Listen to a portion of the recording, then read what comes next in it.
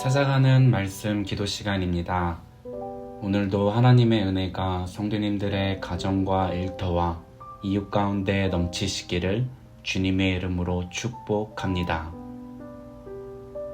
오늘 우리에게 주시는 하나님의 말씀은 로마서 8장 1절부터 11절 말씀입니다.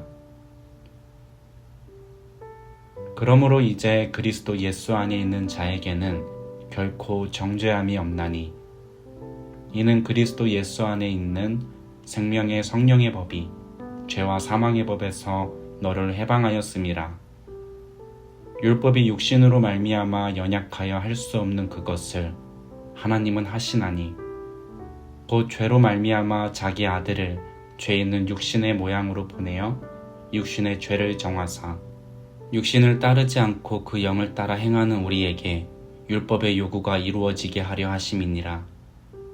육신을 따르는 자는 육신의 일을, 영을 따르는 자는 영의 일을 생각하나니 육신의 생각은 사망이요 영의 생각은 생명과 평안이니라.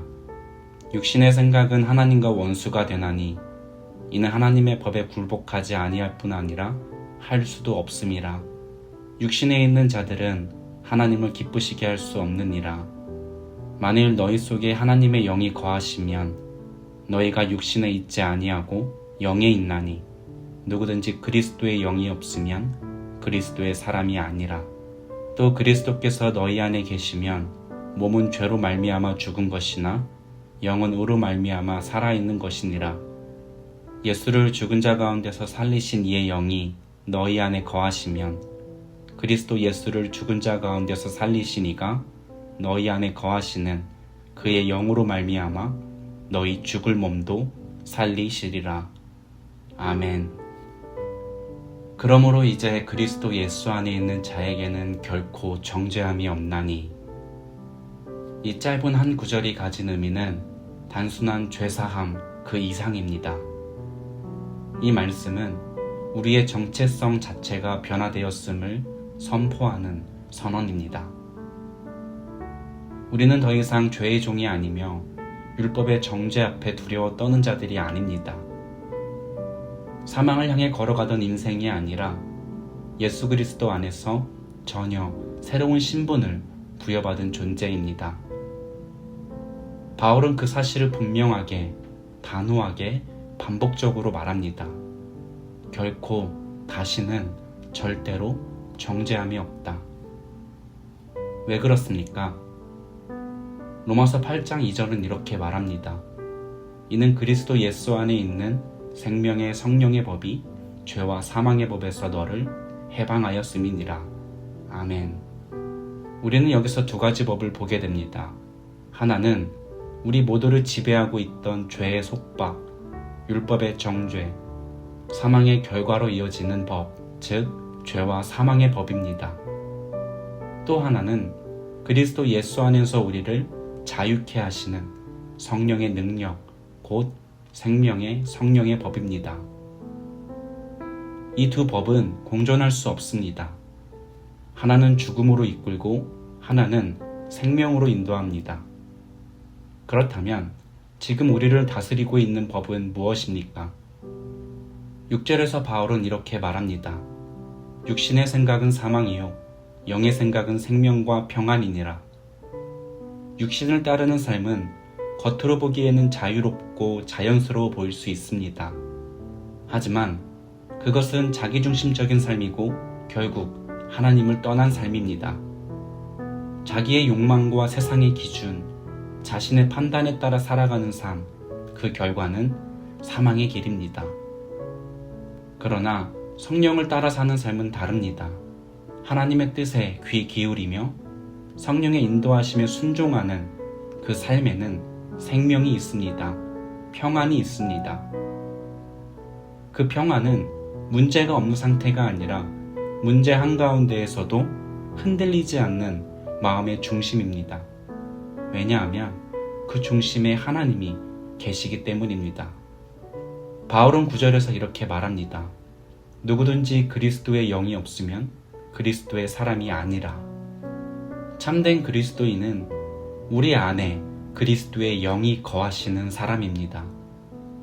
성령이 우리 안에 거하시지 않으면 그리스도인이라 할 수 없습니다.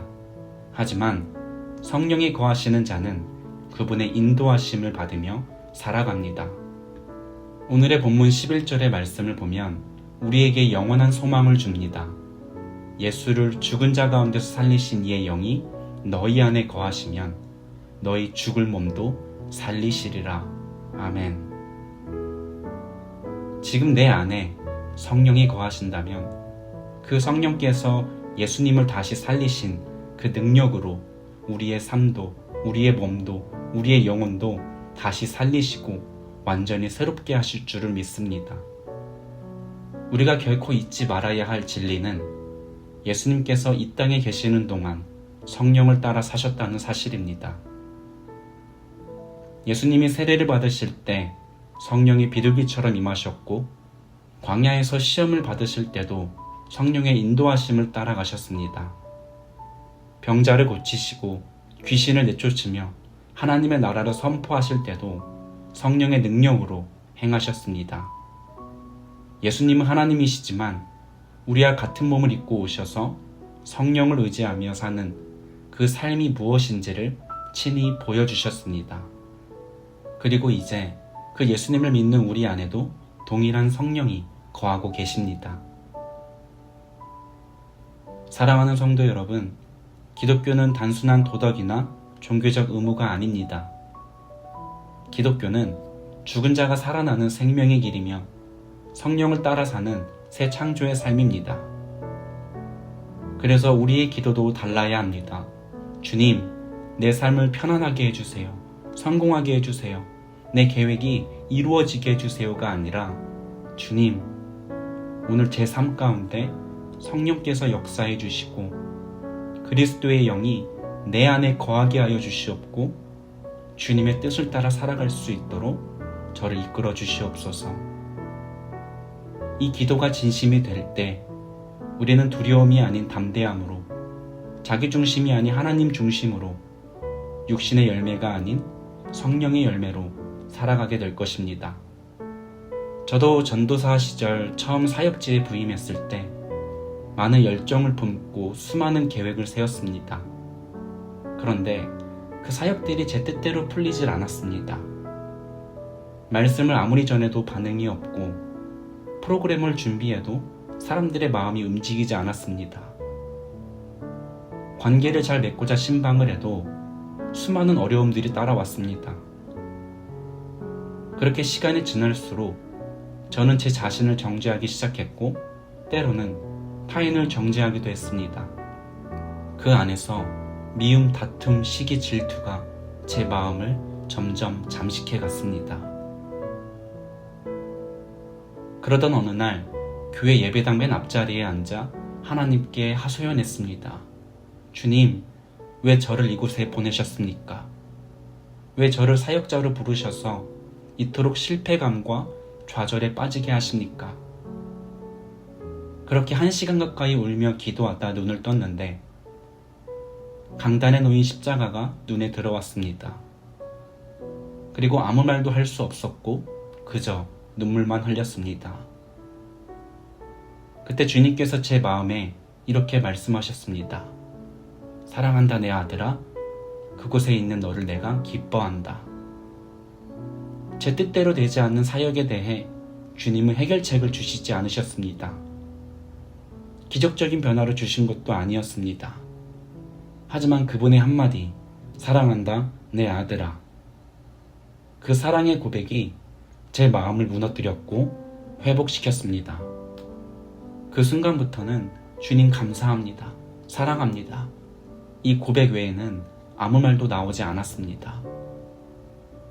이후로도 사역의 어려움은 계속되었지만 더 이상 제 힘으로 하려 하지 않았습니다. 주님, 오늘도 저를 통해 일하여 주시옵고 성령님, 저로 하여금 나아갈 길을 보게 하시고 깨닫게 하시고 순종하게 하옵소서. 그렇게 기도하며 나아갈 때 상황을 바라보는 저의 시선이 바뀌었고 제 마음 가운데 하나님이 주시는 평안이 임했습니다. 그리고 때마다 필요한 은혜와 섭리를 허락하시는 주님을 더욱 깊이 경험하게 되었습니다. 사랑하는 성도 여러분, 우리는 정죄함이 없는 자들입니다. 더 이상 죄의 종이 아닙니다. 왜냐하면 예수 그리스도 안에 있기 때문입니다. 이 복음의 놀라운 사랑 앞에 우리는 그저 눈물을 흘리며 주님께 감사와 영광을 올려드릴 수밖에 없습니다. 그리고 이 부활의 기쁨을 경험한 우리는 이제 그 기쁨을 전하는 삶을 살아야 합니다. 그리고 이 삶을 살기 위해 반드시 필요한 것은 성령의 인도하심입니다. 살아가면서 시험도 있고 유혹도 있고 실수도 있겠지만 성령께서 우리를 다시 일으키시고 생명의 길로 인도하십니다. 예수 그리스도를 통해 하나님의 자녀로 신분이 회복되고 영생을 누리고 부활의 기쁨을 나누는 새로운 생명의 삶입니다. 그래서 제가 공부하는 학교의 교수님께서 이런 말씀을 하셨습니다. 전도는 하나님의 사랑에 대한 기쁨의 반응이다. 사랑하는 성도 여러분, 그 기쁨의 반응을 살아내기 위해 오늘 이 시간 우리는 하나님의 사랑을 다시금 경험해야 합니다. 그 길을 함께 걷기 위해 오늘도 매일도 순간마다 성령을 구하고 성령 안에 머물며 성령의 열매를 맺는 우리 모두가 되기를 간절히 소망합니다. 그래서 오늘 이 하루 성령 안에서 두려움이나 좌절이 아닌 생명과 평안, 감사와 기쁨의 반응이 넘쳐나는 하루가 되시기를 주님의 이름으로 축복합니다. 이제 오늘 주신 말씀을 기억하며 함께 기도하겠습니다. 사랑의 주님, 죄와 사망의 법 아래 있던 우리를 자유케 하시고 사랑해 주심에 감사합니다. 우리가 하루를 살아갈 때 주께서 주신 그 사랑을 기억하고 감사하며 성령 안에 거하고 그 인도하심에 따라 날마다 그 사랑을 경험하게 하시며 주님이 주신 그 사랑을 전하는 자들이 되게 하여 주옵소서. 함께 기도하겠습니다.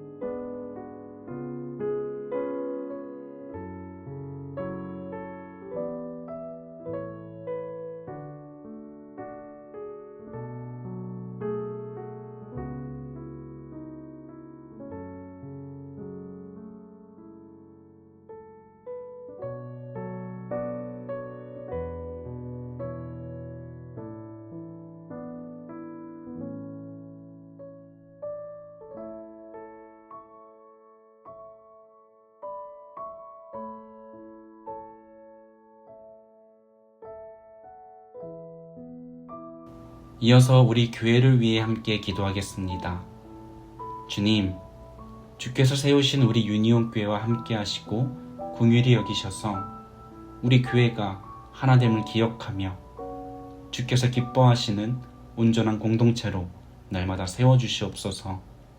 그래서 광야의 여정을 걷고 있는 우리 유니온 교회 가운데 우리 모두가 한마음 한뜻으로 기도하며 주께서 인도하시는 그리고 주께서 응답하실 신실하신 주님을 경험하고 간증하며 온전히 주님께 영광 올려드리는 공동체로 삼아 주시옵소서. 함께 교회를 위해 기도하겠습니다.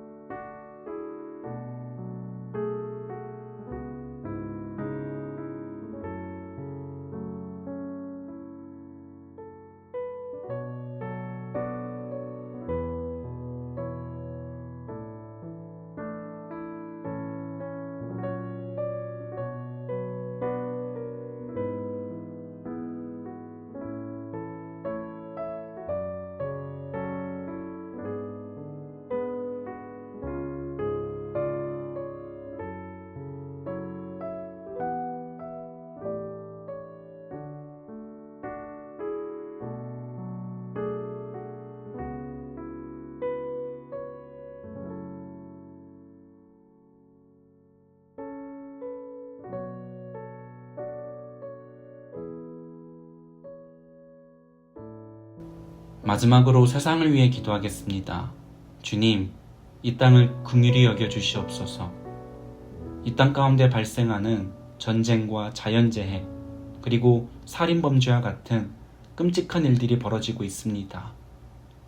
이로 인해 아픔을 겪는 모든 자들의 마음을 주님의 따뜻한 사랑으로 위로하여 주시옵고, 이 세상이 주님을 두려워하는 마음을 가져 정치, 사회, 문화, 이 땅의 모든 영역에서 존재하는 혼란과 무질서 가운데 빛 대신 주님의 손길이 임하여 평안과 질서가 확립되며 어둠의 영이 떠나가고 주님의 진리와 사랑이 이 세상 가운데 충만하게 하여 주시옵소서.